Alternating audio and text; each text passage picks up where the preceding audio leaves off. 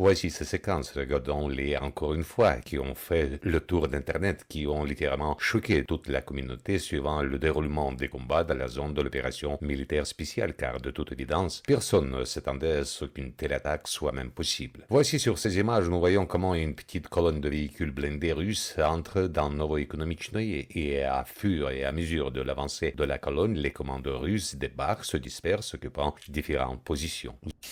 Hier, sur la base... La parole, il faut avoir, franchement, il faut en avoir trempé en acier. Hein. Franchement, il faut en avoir des trempés en acier. Vous avez vu dans les cages dans lesquelles ils sont? En plus, il y a les FPV qui viennent frapper ça et ça continue. Et après, ils descendent, ils y vont. Non. Franchement, les gens qui sont sur les plateaux, ils ne savent pas de quoi ils parlent. Même nous ne savons pas de quoi on parle. Franchement, grand courage et du côté ukrainien et du côté russe. Bonjour mesdames et messieurs, bienvenue dans ce live. Alors, nous allons faire Military Summary parce que j'ai vu que hier Military Summary en français a publié une mise à jour de la situation en Ukraine. Ensuite, nous irons commenter une vidéo de LCI, en tout cas. À moins que vous ayez des choses à me partager ou si vous voulez me joindre, vous pouvez toujours me joindre sur les numéros de la chaîne comme d'habitude, puisque aujourd'hui je suis en live et je suis disponible pour vous répondre. Alors, il y a une mise à jour qui date de 2 heures qui dit que Kamiansk est tombé. Mais ce n'est pas celui de ce matin, puisque ce matin, on semble nous annoncer que 728 drones ont été lancés sur l'Ukraine. Nous sommes partis. Discuter ensemble de la situation en Ukraine au 8 juillet.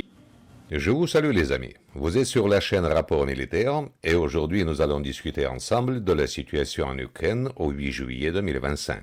Aujourd'hui un nombre énorme d'événements très intéressants s'est produit, alors lançons-nous et commençons ensemble par le secteur de Sumy, la direction de Sumy où les unités de l'armée russe poursuivent leur offensive tandis que le parti ukrainien tente de contre-attaquer. Avant que nous commencions, littéralement 2 mots nécessaires pour que nous comprenions globalement le contexte de la situation actuelle le long de la ligne de contact. Il est très important de comprendre que l'offensive lancée par la Fédération de Russie dans la région de Sumy, de Zaporozhye, de Konstantinovka et de Pokrovsk, ou plutôt poursuivie plus précisément, constitue d'un côté, oui, une grande offensive estivale de la Fédération de Russie, mais si l'on parle précisément de cet épisode, c'est une offensive en prévision du 3e round des négociations.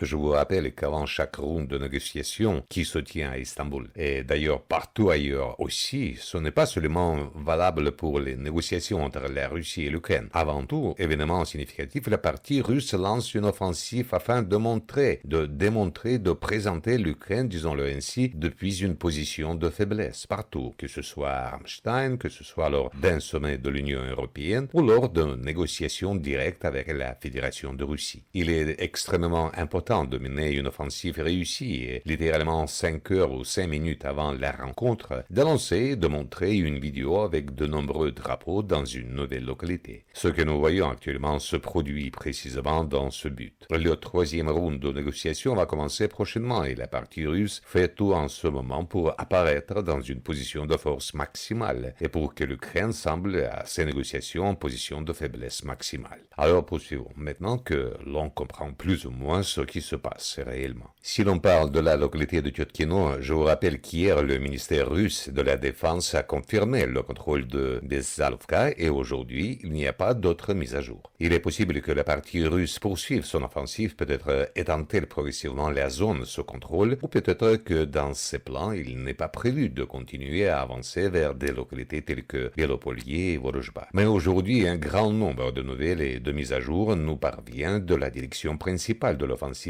vers la localité de Sumy, précisément dans la zone de la localité de Soudja, donc sur ce territoire frontalier. Et ici, ce qui est intéressant, c'est que non seulement les unités russes avancent, mais aussi que la partie ukrainienne a organisé une série de contre-attaques qui ont conduit à des résultats inattendus. Et nous allons commencer par la contre-attaque ukrainienne. Aujourd'hui, encore une fois, en prévision des négociations, la partie ukrainienne tente aussi d'obtenir au moins quelques cartes fortes pour démontrer à ses partenaires occidentaux qu'elle est encore encore capables de mener des opérations offensives. C'est pourquoi une mission a été confiée à Syrski, prendre au moins quelques localités. Je vous rappelle qu'avant le précédent round de négociations, avant les événements précédents, la partie ukrainienne avait réussi à établir quasiment complètement le contrôle sur Andreïvka. Aujourd'hui, la mission est de prendre le contrôle de Kondratovka. Si nous augmentons le volume de mise à jour depuis le 1er juillet, nous remarquerons que ce secteur du front a été massivement ciblé par la partie russe à l'aide de l'artillerie et de bombes FAB. Nous avons déjà discuté à plusieurs reprises de toute cette situation et à plusieurs reprises, j'ai attiré votre attention sur le fait que la première réussite de la partie ukrainienne a été de couper physiquement la route entre Kondratovka et le nord, vers Konstantinovka. Cette nouvelle est arrivée dès hier et nous avons alors publié les marquages correspondants. Nous pouvons observer ensemble pour illustration la situation que vous voyez actuellement sous vos yeux et celle du 8 juillet 2025. Hier, selon différents cartographes, la partie ukrainienne a réussi à s'infiltrer et à prendre le contrôle de plusieurs kilomètres de bandes boisées partant de Kondratovka vers le nord. La partie russe a immédiatement ouvert le feu sur ces positions, tirant pratiquement avec tout ce qui était disponible. Mais comme l'a dit l'un des contacts, on a l'impression que les forces armées ukrainiennes ont développé une immunité contre toutes ces bombes FAB car ces frappes n'ont pas stoppé l'avancée ukrainienne. Aujourd'hui, la majorité des cartographes effectuent ce type de marquage. Autrement dit, toute la partie nord de Kondratovka est sous contrôle des forces armées ukrainiennes. Et tous ces marquages sont effectués par la majorité des cartographes sur la base de ces images de contrôle objectif. Ici, nous observons une situation similaire. Selon l'auteur de cette vidéo, des frappes sont à nouveau portées avec des FAB sur la partie nord-est de Kondratovka, ce qui atteste de contrôle de ce territoire par les unités ukrainiennes. Si nous revenons à la carte, l'offensive des forces armées ukrainiennes a duré littéralement 3 à 4 jours. D'abord, la partie ukrainienne a, pendant une longue période, tenté de regrouper des unités sur le territoire de ce massif forestier. Celui-ci a été régulièrement visé par l'artillerie russe et l'aviation. Une fois une masse critique à peu près constituée, le mouvement vers l'est a commencé et la première chose que les troupes ukrainiennes ont réussi à faire, c'est de couper la route logistique entre Kondratovka et le nord. Cela s'est produit hier et aujourd'hui arrive une information sur une nouvelle vague d'offensive qui leur a permis d'atteindre la périphérie nord-est. Autrement dit, nous regardons la carte, voici Kondratovka, voici Andreïvka, pour laquelle les combats se sont déroulés en juin. Voici l'encerclement nord et nous voyons qu'il existe une probabilité extrêmement élevée que les unités russes, si elles se trouvent encore sur le territoire de la localité de Kondratovka, puissent prochainement se retrouver encerclées. Ici, il est impératif soit de stabiliser d'urgence la situation, soit de transférer des renforts, soit de contre-attaquer pour les forces armées de la Fédération de Russie, ou alors de se retirer vers le nord-est vers des positions plus sûres. Cette offensive est menée par la partie ukrainienne dans le but de montrer qu'avant les négociations, il est également capable d'obtenir certains succès significatifs. En même temps, un peu plus à l'est, l'armée russe avance.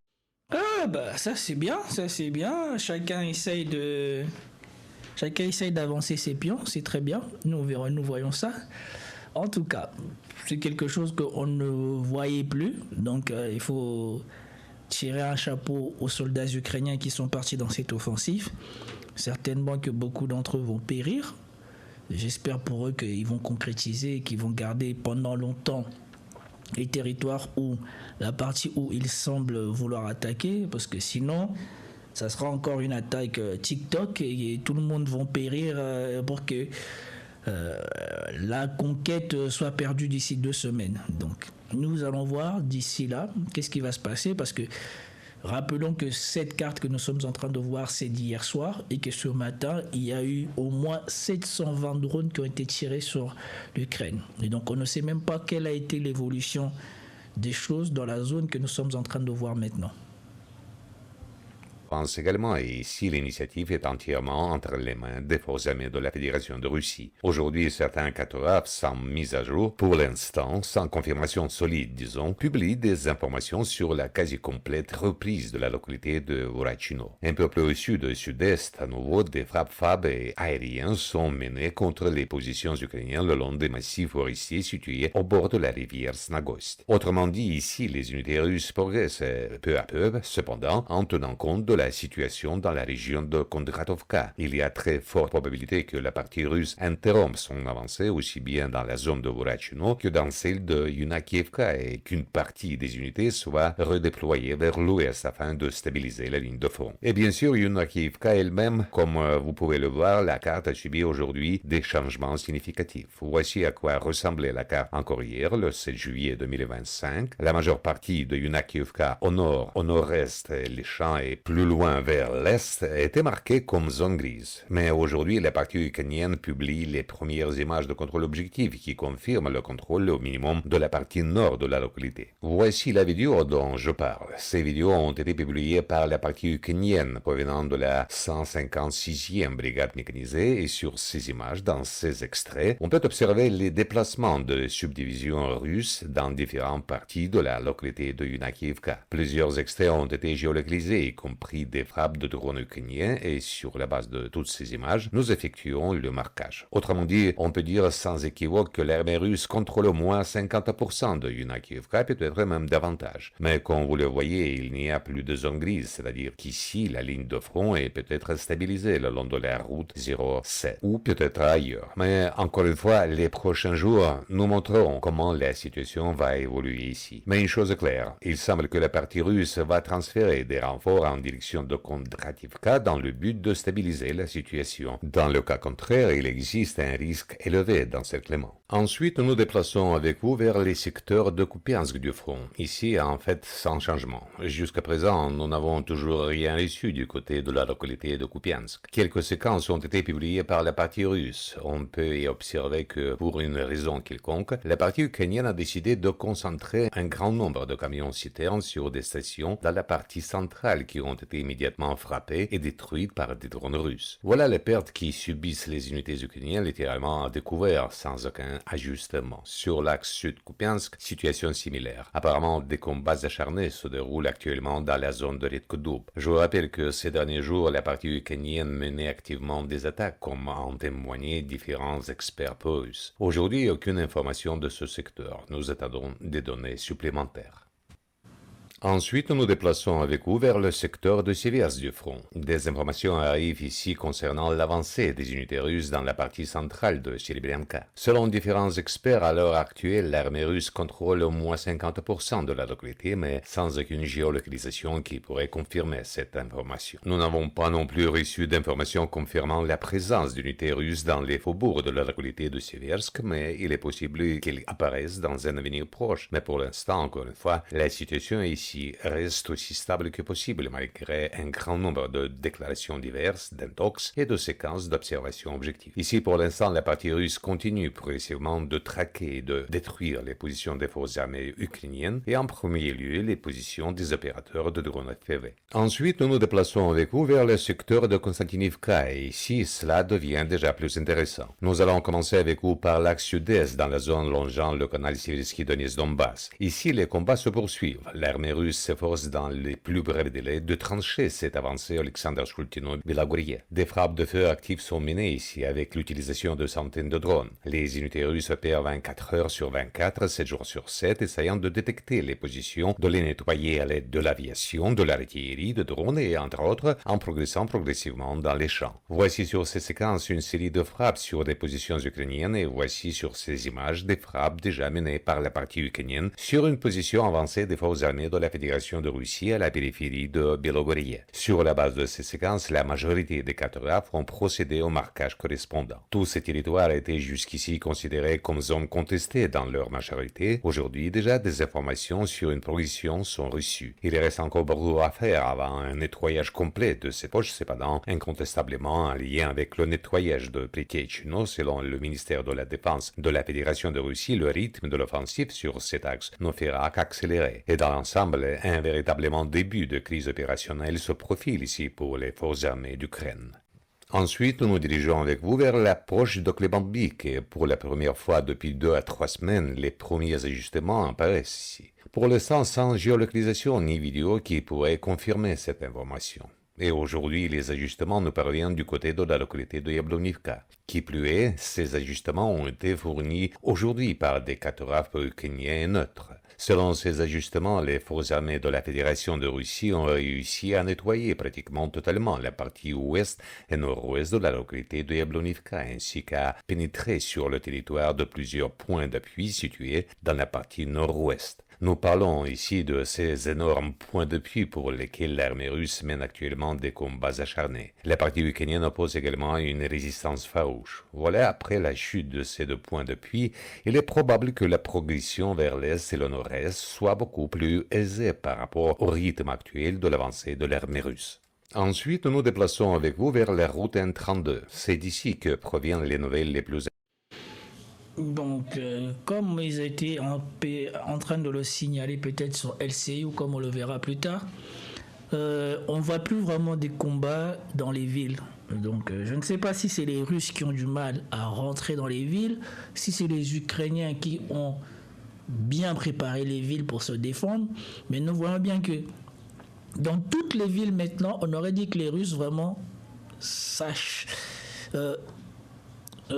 prennent le temps de contourner la ville et de l'étouffer avant même de mettre un pied dedans. On aurait dit qu'ils ont vraiment appris, ils ont changé de tactique, qu'ils veulent préserver au maximum les vies des soldats.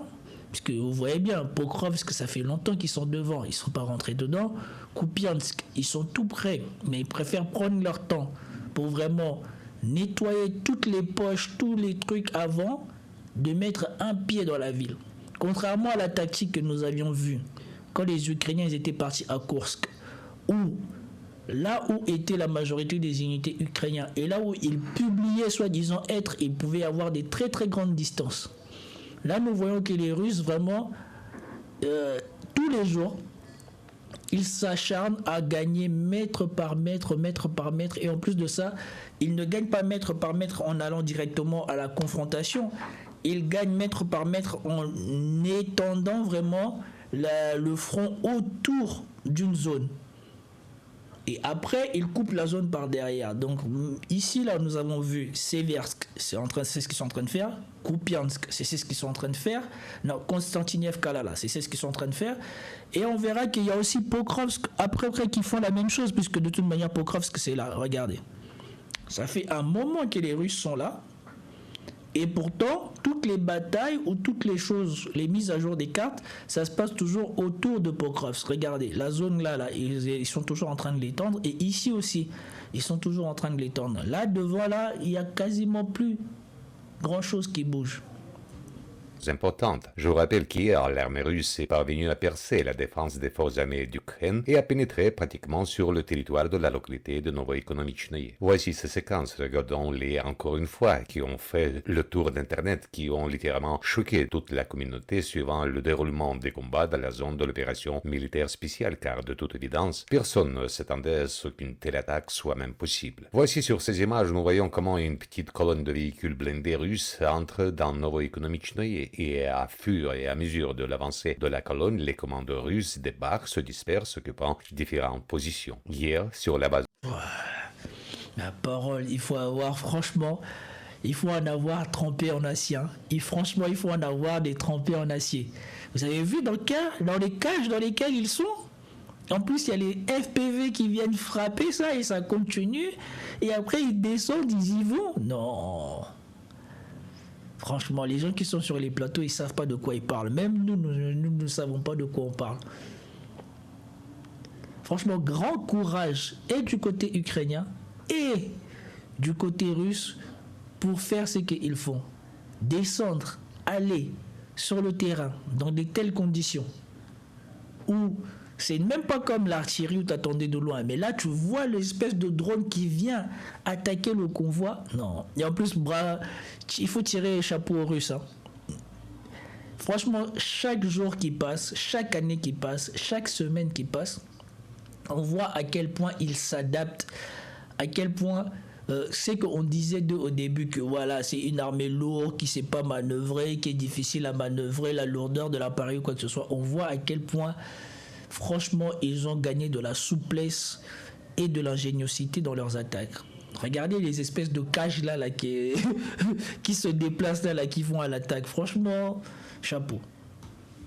économique et à fur et à mesure de l'avancée de la colonne, les commandes russes débarquent, se dispersent, occupant différentes positions. Hier, sur la base de ces images, un marquage non significatif a été réalisé. Aujourd'hui, ce marquage a été complété par plusieurs nouvelles géolocalisations et, dans l'ensemble, selon la majorité des cartographes, qu'ils soient pro-ukrainiens, pro-russes ou neutres, les forces armées de la Fédération de Russie sont actuellement concentrées sur la découpe finale de la poche située entre Mykolaïvka, Yelizaveta et Novotoretsk. Il est question ici de ce réseau de points d'appui. Certains cartographes ont déjà marqué ces points d'appui en faveur des forces armées de la Fédération de Russie, mais sans confirmation pour l'instant. Il y aura ici apparemment une certaine résistance résiduelle de la part des FAU qui empêche d'accélérer ou d'intensifier l'offensive vers Mykolaïvka et Novoekonomichnoye. C'est pourquoi à présent l'armée russe tentera par tous les moyens de réduire, de trancher cette avancée, d'égaliser la ligne de front au sud de Novoekonomichnoye et Mykolaïvka et de la localité de Mirnoye, ce qui permettra ensuite d'attaquer directement Novoekonomichnoye au moins depuis plusieurs directions, depuis le sud, le sud-est, l'est, le nord-est et le nord. Dans le même temps, la partie ukrainienne, une fois qu'il est devenu clair que l'objectif est plein poursuivre le commandement militaire russe, a commencé à transférer en urgence des unités en direction de Novoekonomichnoye depuis toutes les directions concernant des forces supplémentaires pour stabiliser la ligne de front. Tout cela, bien entendu, se déroule sous, disons, la surveillance et l'observation des opérateurs FPV russes. Et aujourd'hui, nous avons reçu une compilation assez conséquente de séquences de frappes de drones FPV sur les équipements et positions des forces armées ukrainiennes dans la partie centrale et nord de Novoekonomichnoye. Autrement dit, toutes ces images ne parlent que d'une chose. Ici se déroule en ce moment, disons-le ainsi, la culmination des combats au moment où se décide en fait le sort de toute l'agglomération de Pokrovsk. Franchement, quand on voit ça, tout à l'heure, quand on ira sur LCI, vous allez voir le visage ou les commentaires de la dame qui est pro-ukrainienne et qui pensait à temps que l'Ukraine serait arrivant à faire face à la Russie. Vous vous rendrez compte de plus en plus qu'ils sont en train de se résigner et qu'eux-mêmes, ils comprennent bien que ça va mal aller. Après, Trump a encore changé d'avis. Voilà pourquoi je vous dis qu'on ne peut pas se fier à l'Occident et qu'ils ont condamné l'Ukraine, puisqu'à chaque fois que tu penses qu'ils vont pousser à la paix, ils poussent à la guerre. Et là, on a des déclarations de Trump qui dit qu'ils vont encore donner des armes aux Ukrainiens. Ça ne changera rien, puisque de toute manière, les armes qu'il faut pour changer la donne, un, ils les ont pas, et deux, les armes qu'il faut pour aider à résister, là non plus, ils ont du mal à les donner parce que concrètement, ils ont du mal à en fabriquer. C'est pas qu'ils ne veulent pas, c'est qu'ils ont du mal à en fabriquer. Les stocks deviennent critiques pour qu'on puisse en distribuer à tout le monde. Ça veut dire que les États-Unis gardent les leurs, on en donne à Israël, on en donne à l'Allemagne, ça devient critique pour tout le monde. Avec laquelle les pertes avec lesquelles la partie russe parviendra à franchir ces localités, Novoekonomichnoye et Mykolaïvka, détermineront combien de temps la partie russe pourra maintenir le rythme de l'offensive en direction de la localité de Rodinskoye. Car ce sont précisément Rodinskoye et Belitskoye qui sont les principales visées par l'armée russe et leur prise permettrait, dans le cas de leur occupation, d'encercler totalement toute l'agglomération de Pokrovsk sans infliger de destruction maximale comme cela s'est produit, disons, avec la localité de Bakhmut ou celle de Toretsk. Ces villes ont été pratiquement rayées de la carte parce que l'armée russe les a prises d'assaut frontalement, avançant, disons, du sud-est vers le nord-ouest. Ici, en revanche, l'armée russe tente de réaliser un encerclement. L'objectif de cette offensive est de repousser les formations ukrainiennes tout en préservant autant que possible les infrastructures, les habitations et les différentes constructions sur l'ensemble du territoire de l'agglomération. Voilà, tous les jours on constate l'amélioration de la méthode russe et ça c'est aussi quelque chose que je vous avais dit et c'est quelque chose qu'aussi on avait déjà parlé dans l'étude des publications de Military Summary. Plus les Russes détruisent une cité, une route, des ponts, plus dans la prolongation de ce conflit ça devient difficile pour eux parce que les Ukrainiens en reculant, même si là ils sont en train de sortir de relief et qu'ils vont reculer sur du plat, ils reculent dans des endroits où les infrastructures sont encore intactes. Après, peut-être beaucoup moins, puisque maintenant la Russie bombarde de plus en plus la totalité de l'Ukraine, mais c'est toujours que les infrastructures sont en meilleur état que là où les Russes débarquent. Parce qu'à force de tout raser comme ils ont fait à Bakhmut, quand ils arrivent quelque part, ça joue contre eux puisque tout est détruit. Et c'est eux qui doivent remettre en place, créer des lignes logistiques pour assurer la progression de l'armée. Et donc de plus en plus, ils préfèrent prendre leur temps pour vraiment asphyxier une ville et forcer les Ukrainiens à sortir de la ville.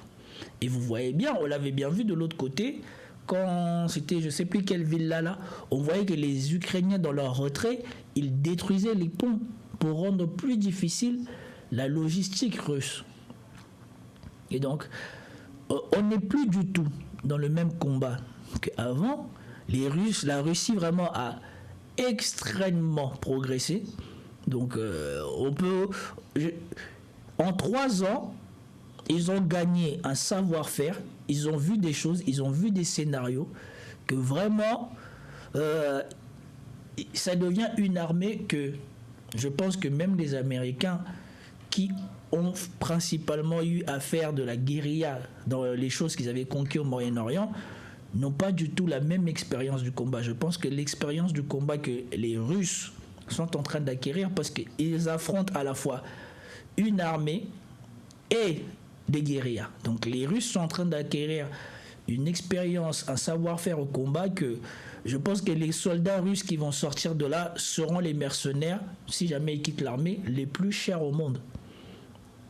Parce que il n'y a personne qui pourra se vanter d'avoir eu une telle expérience aussi intense du combat sur les 20 dernières années. Leur expérience sera inestimable. Et ça sera du même pour le peu de combattants ou de unités spéciales ukrainiennes qui auront affronté les Russes et qui vont survivre. Et aussi, ils vont acquérir une expérience qui sera juste sans commune mesure par rapport au reste des gens.